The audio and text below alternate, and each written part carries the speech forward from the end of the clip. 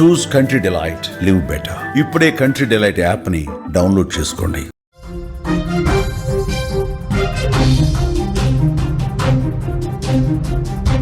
Cloud బరస్టులు, వరదలు ఉత్తరాదిని వణికించాయి. హిమాచల్, ఉత్తరాఖండ్లో భారీ విషాదం నెలకొంది. కొండ చర్యలు భారీగా విరిగిపడ్డాయి. డెహ్రాడూన్లో పలు ప్రాంతాలు అతలాకుతలమైపోయాయి. సహస్రధార నది ఉప్పొంగి భారీ నష్టమే వాటిల్లింది. కళ్ల ముందే రోడ్లు, వంతెనలు కొట్టుకుపోయాయి. సహాయక చర్యలు అందిస్తున్నాయి రాష్ట్ర ప్రభుత్వాలు. ఉత్తరాదిని క్లౌడ్ బరస్టు విపరీతంగా నష్టపరిచినటువంటి పరిస్థితి. ప్రకృతి తన ఉగ్ర రూపాన్ని మరోసారి చూపించింది. ఉత్తర భారతదేశంలోని హిమాచల్ ప్రదేశ్, ఉత్తరాఖండ్ రాష్ట్రాలను కుండపోత వర్షాలు, ఆకస్మిక వరదలు అతలాకుతలం చేశాయి. ఒక్కసారి మీరు విజువల్స్ లో చూడండి. ఆ రాష్ట్రాలు చెగురుటాకులా ఎట్లా వణికిపోయాయో. భారీ బీభత్సానికి మొత్తం కూడా ప్రాణ నష్టం, ఆస్తి నష్టం విపరీతంగా జరిగింది. మొన్నటి నుంచి ఏకధాటిగా కురుస్తున్నటువంటి వర్షాలు, వరదల వల్ల రహదారులు, వంతెనలు కొట్టుకుపోయాయి. జనజీవనం పూర్తిగా అతలాకుతలమైపోయింది. ఉత్తరాఖండ్, హిమాచల్ ప్రదేశ్లో సంభవించిన ఈ ప్రకృతి బీభత్సం లక్షలాది మంది ప్రజల జీవితాలను చిన్నాభిన్నం చేసింది. ఎటు చూసినా వరదలే, ఎక్కడ చూసినా వాటరే. కొట్టుకుపోయిన రోడ్లు, ఇళ్ళు, వాహనాలే కనిపిస్తున్నాయి. ఈ విపత్తుల్లో 2 రాష్ట్రాల్లో కలిపి 18 మంది చనిపోయారంటే ఎంత దారుణంగా ఉందో పరిస్థితి అర్థమవుతుంది. సహాయక బృందాలు ఇంకా రెస్క్యూ చేస్తానే ఉన్నాయి. ఈ ఏడాది ఈ కుంభవృష్టి వానలతో, ఈ ఏడాది ఈ క్లౌడ్ బరస్టులతో ఉత్తరాది మొత్తం కూడా గజగజ వణికిపోయిన పరిస్థితుంది. నిత్యం పర్యాటకులతో బిజీగా ఉండే ఉత్తరాఖండ్, హిమాచల్ ప్రదేశ్లు ఇప్పుడు వరద గుప్పిట్లో చిక్కుకున్నాయి. పర్యాటకానికి తీవ్రంగా ఇబ్బంది ఏర్పడింది.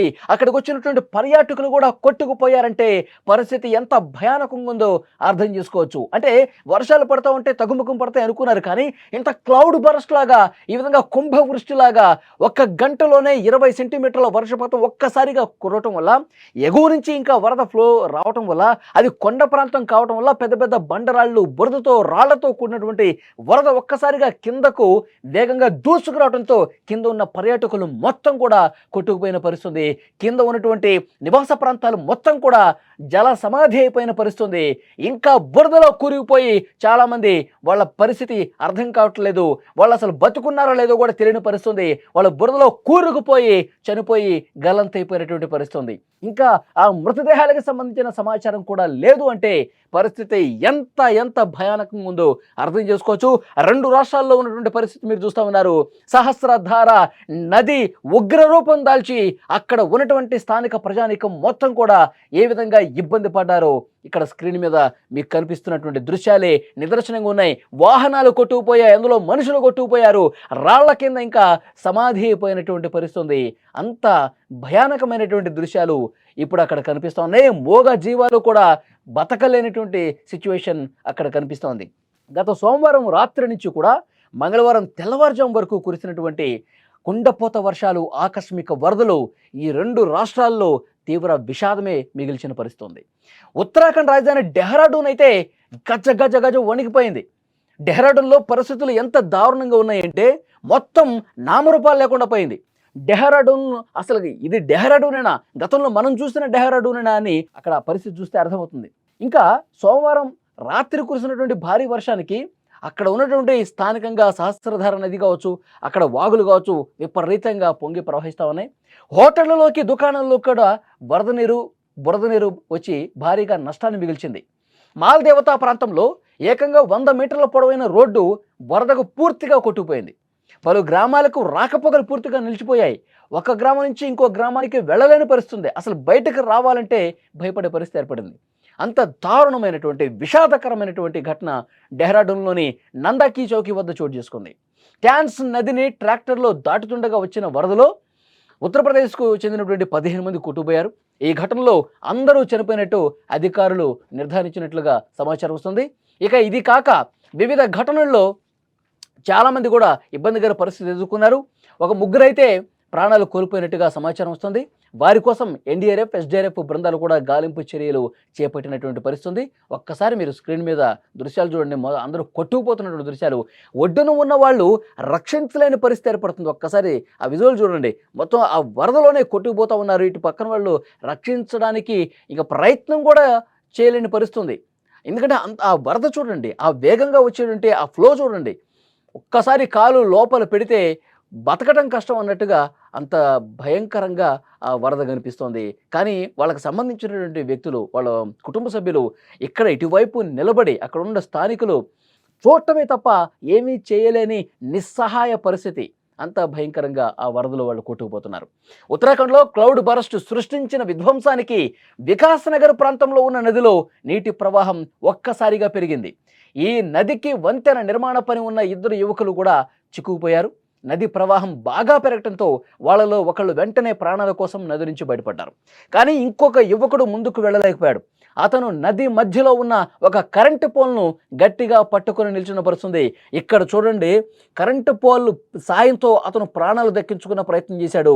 ఒక్కసారి కింద చూస్తే మాత్రం గుండెలు అదిరిపోయే విధంగా ఆ దృశ్యం కనిపిస్తోంది.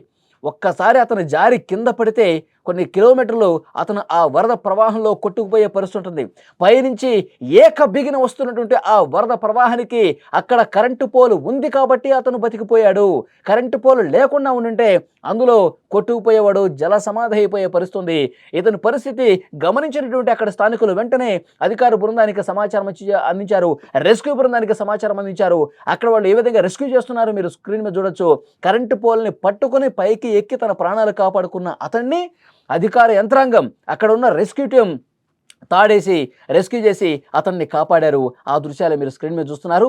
అక్కడ ఉన్నటువంటి సహస్రధార నది ఉప్పొంగి ప్రవహించి, అక్కడ స్థానికంగా ఉన్న వాగులు ఉప్పొంగి ప్రవహించి పూర్తిగా మనుషుల ప్రాణాలు బలి తీసుకున్న పరిస్థితి. ఇప్పటికీ 18 మంది చనిపోయారు. ఇంకొక వ్యక్తి మీరు చూడండి, కరెంటు పోల్ ఉంది కాబట్టి ఆ కరెంటు పోలే అతనికి అదృష్టాన్ని తీసుకొచ్చింది, అతని ప్రాణాలు కాపాడిందని చెప్పాలి. కరెంటు పోల్ ఎక్కి ఆ వరద ప్రవాహం పైకి ఎక్కి అతను తన ప్రాణాలు కాపాడుకున్నాడు. రెస్క్యూ టీం తాడు సాయంతో అతన్ని కాపాడినటువంటి పరిస్థితి ఉంది. ఎంత భయంకరంగా ఉంది చూడండి, ఒక్కసారి ఆ విజువల్ చూడండి.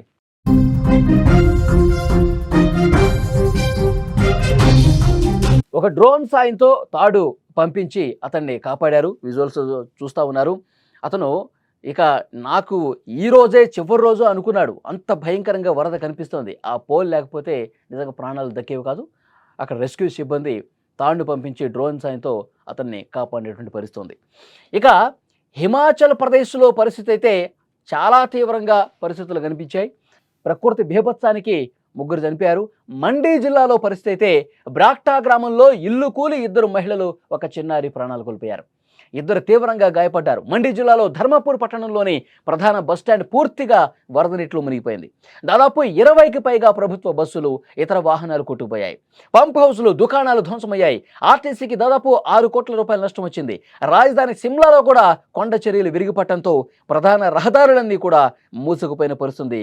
ఒక్కసారి చూడండి, అక్కడ ఉన్న వాహనాలు ఆ వరద ప్రవాహానికి ఏ విధంగా కొట్టుకుపోయి ధ్వంసమైపోయాయో చాలా స్పష్టంగా చూడొచ్చు. పైనుంచి కొండరాళ్ళు, బండరాళ్ళు పట్టడంతో చాలా వరకు ఆ వాహనాలు ధ్వంసమైపోయే ఇబ్బంది ఏర్పడింది.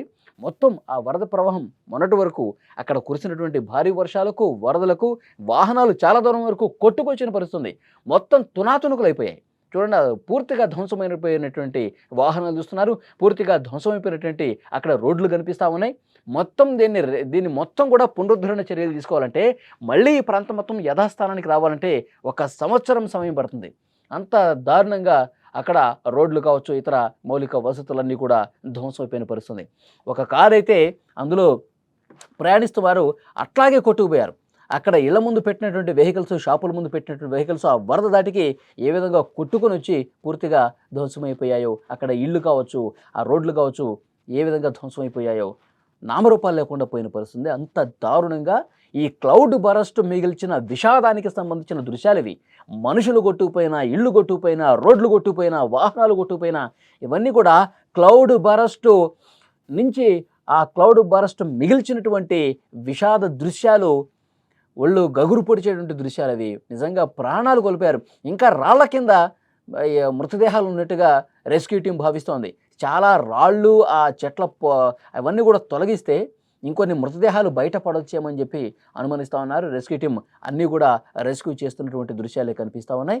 వరద తగ్గుముఖం పట్టిన తర్వాత క్లౌడ్ బరస్ట్ మిగిల్చినటువంటి విషాదానికి సంబంధించిన దృశ్యాలు ఒక్కొక్కటిగా వెలుగులోకి వస్తుంటే అక్కడి స్థానికులు కన్నీళ్లు పెట్టుకుంటున్న పరిస్థితి. అలాంటి ఒక హృదయ విదారక దృశ్యాలు అక్కడ కనిపిస్తూ ఉన్నాయి. ఈ ప్రకృతి విపత్తుల మీద 2 రాష్ట్రాల ప్రభుత్వాలు వేగంగా స్పందించాయి. ఉత్తరాఖండ్ ముఖ్యమంత్రి ప్రభావిత ప్రాంతాల్లో ఏరియల్ సర్వే చేశారు. సహాయక చర్యలు యుద్ధ ప్రాతిపదికన పర్యవేక్షిస్తున్నారు. ప్రధాని నరేంద్ర మోదీ, కేంద్ర హోంమంత్రి అమిత్ షా ఇరువురు ముఖ్యమంత్రులతో కూడా మాట్లాడారు. కేంద్రం నుంచి సహాయం అందిస్తామని చెప్పారు. 2 రాష్ట్రాల్లో కూడా రెస్క్యూ బృందాలు రాత్రింబవళ్లు పనిచేస్తూ అక్కడ ఎవరైతే చిక్కుకున్నారో, అక్కడ ఏవైతే ధ్వంసమైనటువంటి ప్రాంతాలు ఉన్నాయో, అక్కడ ఎక్కడైతే ప్రజలు తీవ్ర ఇబ్బందులు పడతా ఉన్నారో కూడు గూడు లేక, వాళ్ళందరికీ కూడా సహాయక చర్యలు చేస్తూ ఉన్నారు. పునరావాస కేంద్రాలకు తరలిస్తూ ఉన్నారు. వాళ్ళకి అన్నపానీయాలు అందిస్తున్న పరిస్థితుంది. ఉత్తరాది మొత్తం కూడా ఇలాంటి ఒక భయంకరమైనటువంటి వాతావరణంలోనే వాళ్ళు కాలం గడుపుతున్నారు. ఎందుకంటే మళ్ళీ ఎప్పుడు క్లౌడ్ బర్స్ట్ లాగా వర్షం వస్తుంది, కొండ చర్యల మీద నుంచి రాళ్ళు, పెద్ద పెద్ద బండరాళ్ళు ఇంకా ఎన్ని కొట్టుకొస్తాయి, ఎంతమంది ప్రాణాలు తీస్తాయంటూ వాళ్ళు భయపడే పరిస్థితి కనిపిస్తోంది.